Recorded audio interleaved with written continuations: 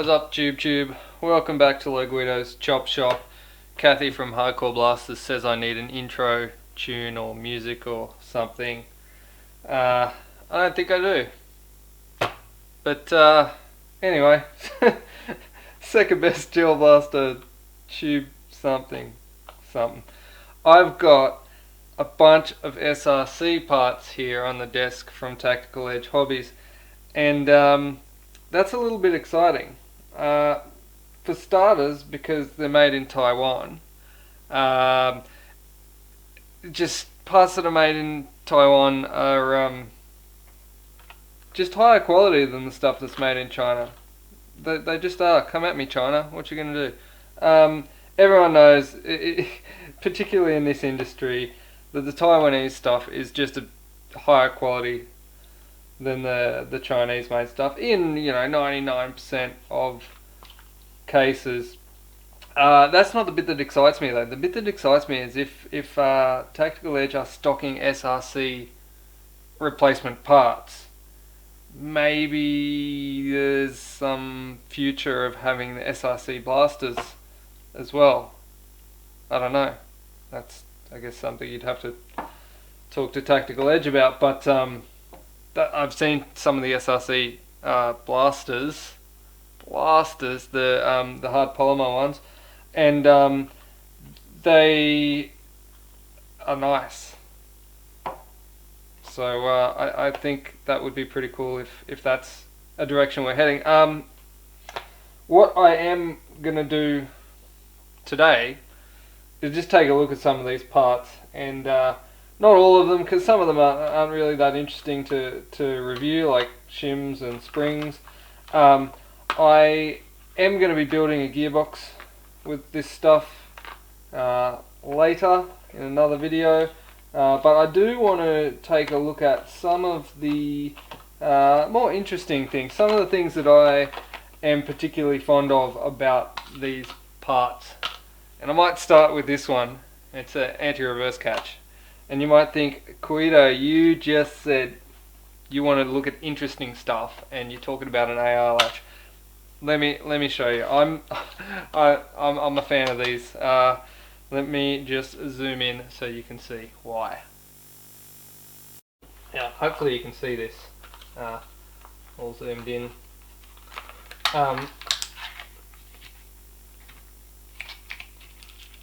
This is one of my favourite AR latches. Not necessarily this exact one, but this style. I love these because if you look at this, if I can get it in camera, in shot, for starters, it's all one piece here. Like the cast piece is quite solid. If you're familiar with a regular, I'll get a regular one so we can compare. Alright, hopefully you can see now. You can see the standard ones are sort of this, I say standard, I'm like the one, the just sort of average one that you see in every Chinese blaster or Chinese gearbox part. They sort of got this spacer here, which is pressed onto the shaft, whereas this one's, the whole thing is sort of cast in one big chunk, and that's not my favourite part of it. My favourite part is, you might be able to see it just here, there.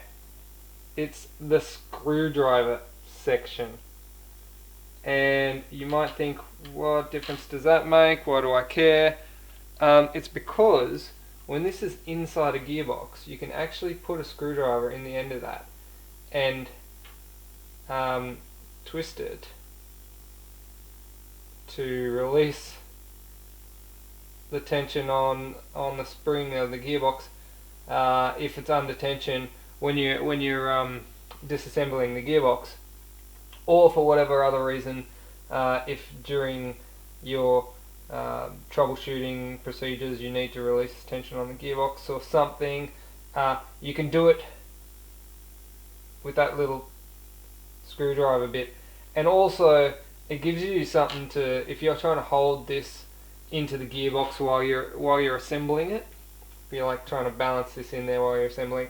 For starters, this won't fall out as easily as this one because it's got a bit of mass, and it generally tends to just sort of sit in the box and not fall out. Hang on, let me just grab some sort of box so we can show you. Alright, so say you have a gearbox like this one. If you put your standard anti-reverse in there, then you've got your sometimes you can have trouble with this. See how it can kind of rock back and forward in there? Sometimes you can have trouble with that. As you know, fate would have it, when I'm making a video, it's quite alright, although it just popped out there, but that's probably more from me mucking about with it than anything else. But I mean, these things have a habit of jumping out. If you've ever opened a box, you'll know, believe me. And this one, because it's quite fat, and you can actually use this screwdriver tip to wind it back while you place the bevel gear in. Then you can release it, and it'll sit there, and because it's actually quite fat there, you can't really, this can't really come out. Like it's fairly hard up against the bevel. It's not like to the point where it's touching the bevel, but like when it's sitting in there, before you put the top half of the gearbox in, it sits there pretty solidly, and it doesn't really want to jump out like these ones, these cheaper ones kind of want to do. They tend to want to jump out. These ones actually sit in there quite nicely, and they don't wiggle around too much, and like I said, it's got that nice flathead screwdriver slot there so that you can easily wind it back in order to get the bevel in and out. These ones, you sort of got to do it by hand, and if you're working on a gearbox and your fingers are covered in grease because you've just greased all the gears, and it can be a real pain. So I'm a big fan of that. And I mean, like I said, small things, but I'm a real big fan of that type of anti-reverse catch over this type. I mean, in terms of performance, they both do the same job, but in terms of teching and putting together a gearbox and making everything so that it's nice to work on, the SRC part is a much nicer part. It just makes things easier. Once they're in the box, I guess it doesn't really matter all that much. But being that I'm generally more of a assembler than an actual user of these parts, I prefer the ones that are easy to assemble. My next favorite thing is the piston. One of my pet peeves on blasters in general is when they come with nylon racks, and a lot of them do. Even a lot of the high-end stuff does, and I don't understand why. Because metal on plastic, metal always wins. If you're gonna be running a metal gear into a nylon piston, rack gear, ladder, whatever you want to call it, it's the nylon's going to wear out over time. Even if you grease it up, the nylon will always wear. I know for some instances, for high-speed builds, having all nylon is actually beneficial because it's lighter, and so but yeah, in my opinion, having something that's going to last is probably more important than having something that's lightweight. And I would prefer to have the extra weight of this particular piston than have something that's lighter weight, just because, I mean, the downside to this one is it does make it difficult to short stroke. If you wanted to short stroke, it's kind of a bit more of a pain because the gears are actually that much stronger. To give you an idea, like I've got like a generic Chinese rack here somewhere. Let me, like, I don't know if you can actually maybe you can actually tell on camera, but these I have used a lot of these, and I have smashed them into pieces several times as well, and they're not particularly strong, but they get the job done 9 times out of 10. But if you're after something that is strong, you can see the way this rack is built, it's actually got a solid piece all the way down the side that joins all the teeth together, so it's quite strong in that aspect. As I said, it does make things a bit more difficult to, if you want a short stroke, to grind some of the teeth out, but I imagine if you're going for higher speed short stroking, then probably strength is, I mean, you still want strength, but you probably want lightweight over the strength, if that makes sense. But I do like these racks that have got this extra. I've seen this before on the Modify racks. Interestingly enough, another Taiwanese company. So I don't know if that's something that just the Taiwanese companies are doing, but yeah, like that's again extra strength. Not going to smash that in a hurry, whereas these ones can and have broken over time. Also, another thing that happens with these, I don't know if I can just slide this out. Sometimes they're not straight. Sometimes they're just not square. And being that this is a nice solid piece, it's pretty much guaranteed that it's always going to be square.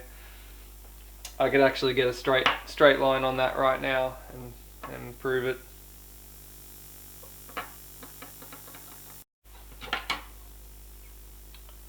So I don't know if you can see. This one's it's not terrible in the scheme of things.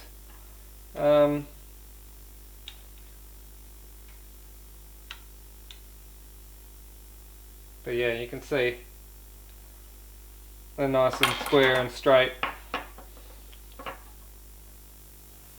Alright, and the next thing I like, actually here's something I don't like. I'm not a huge fan of this piston head. Don't really like that piston head design. I don't think there's enough air in that to get. I don't think there's enough vents for to get like no vacuum. I think some more holes in that would, or just a different piston head on that. I do like the rack and the piston, but maybe that piston head could be improved.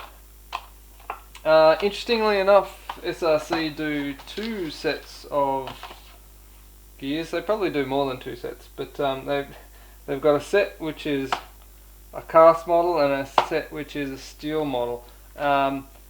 This other set, which is the steel model, also comes with bearings, which is cool. I've never actually seen a gear set that comes with bearings. However, it is twice the cost of this cast set. So I'm going to crack these open and see if there's twice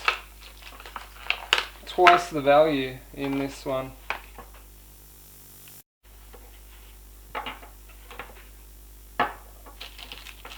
Alright, so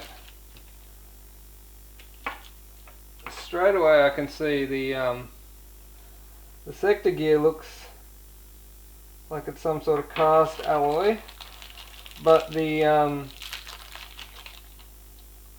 spur gear looks looks sintered. So it looks like I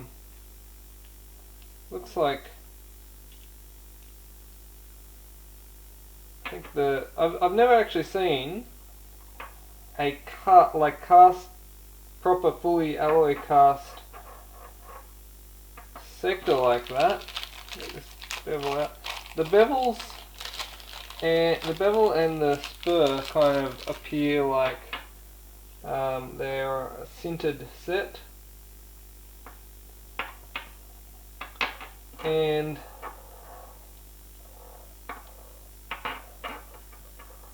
these ones, which are the steel set, they actually don't appear any different to the sintered set that I can tell. Let's do some sciencey stuff. Alright, I'm going to zoom out a little bit.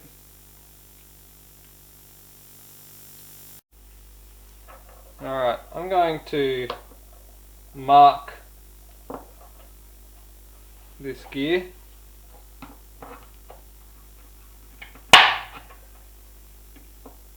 Alright, there's a definite mark there, you can tell. Alright, and I'm going to mark this gear as well.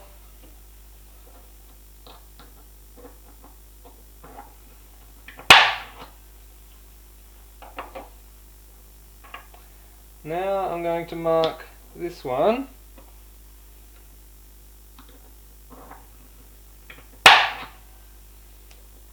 And also this one. Mark on this side.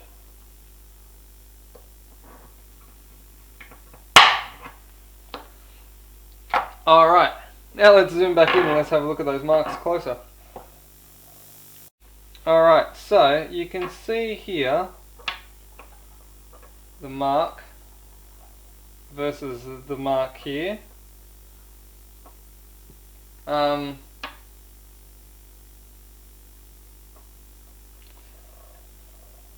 then let's have a look at this one. Did I do this one? Yeah, I did this one. Okay. And the two marks here.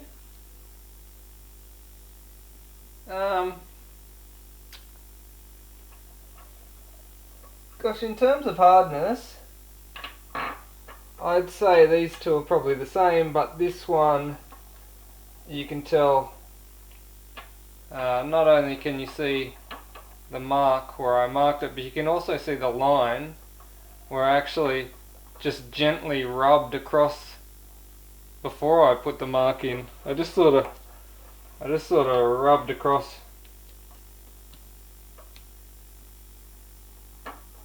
So you can see it's a very soft alloy. I can scratch it very easily. So interesting. It's interesting that they choose the soft alloy for the sector gear, because of course in most cases that would be the one that would be coming into contact with the nylon of the piston. However, if you were running this one against that one, I'd probably go for the harder set, because I think that because this is hardened, and I wouldn't want to run the softer alloy against the hardened rack. If that makes any sense at all. So all these seem to be, they're all about the same hardness, just judging by the mark that I was able to put in them. So this it's only really, I think, this sector that's the softer cast of the whole set. The rest of this stuff looks basically like it's the same parts. I think they're the same. I mean, they're not the same, because the steel ones have got 18 stamped in the back of them. So I say steel, the ones that come in the kit noted as steel have got 18 stamped in them, whereas these ones are more generic.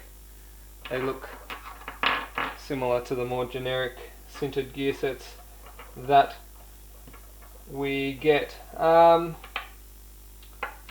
be more inclined to want to go for this one, and that's probably the set that I'm going to use when I build the gearbox.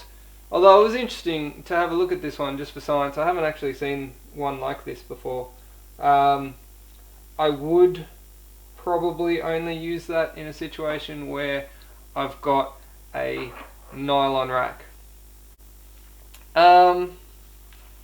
Next thing, I've got the Magna high torque motor. Now, I can tell just by looking down the guts of this, it appears to have neodymium magnets in them, so they're the nice strong magnets. The other thing that I like about these particular motors is you can rebuild them. You can actually take these cans off and you can rebuild these motors. You can change the armature and you can change the bushes and all that sort of stuff, which is kind of handy because some of the low end motors have just got a tab which gets punched down in here, and once they're punched, to remove them you sort of got to bend them back out, and they don't go back in very well. The tabs tend to fatigue and snap off if you try to reuse them, so they're not designed to be rebuilt, but these motors are designed to be able to be taken apart and put back together, so they can be rebuilt. You can potentially like Franken-torque them and that sort of thing, so I'll have to see how they go when I build the gearbox. Other than that, that's pretty much the end of the interesting stuff. There's a cylinder. It's pretty shiny, pretty polished. If you know me, if you've seen any of my previous videos, you know that I like to polish the inside of the cylinder, get it to like a mirror shine so you get the perfect seal. It looks pretty polished. It's so one of the advantages of buying something that's already pretty polished is that you don't have to polish it. And that pretty much covers it. Alright, all of these parts are available from Tactical Edge Hobbies. You can use my Loguido code to get a 10% discount off if you are buying from Tactical Edge Hobbies. And if you're after getting a patch from me, you can just hit me up on the face page, Loguido's Chapters. And also, if you like what I'm doing and you like to support the channel or to help me help others, you could also consider buying me a coffee down in the link below. Alright, that's it for now. Thanks for watching. Peace.